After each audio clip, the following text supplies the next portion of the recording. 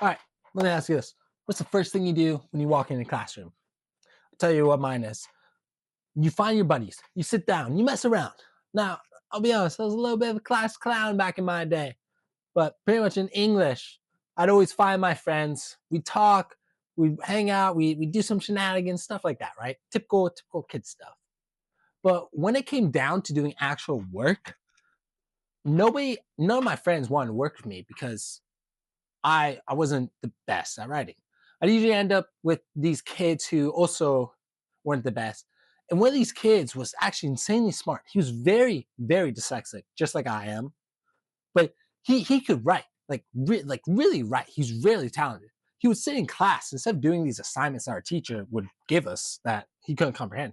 He'd write stories, short, full stories with characters, plot, designs, each different every time. And they were actually really good. But that's not what this teacher wanted. So we both end up failing this assignment, not because we couldn't write, but because we both couldn't write something that someone else was forcing on us. We just couldn't crack that formula, right?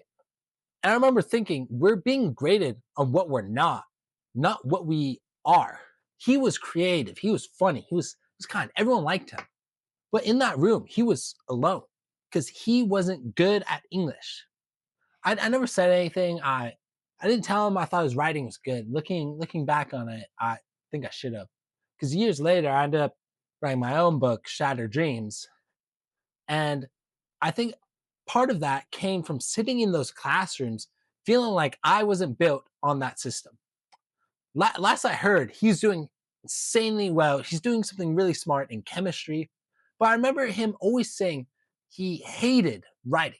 And I think about that sometimes. How many of us are actually good at something, but they're in an environment that only rewards what's familiar?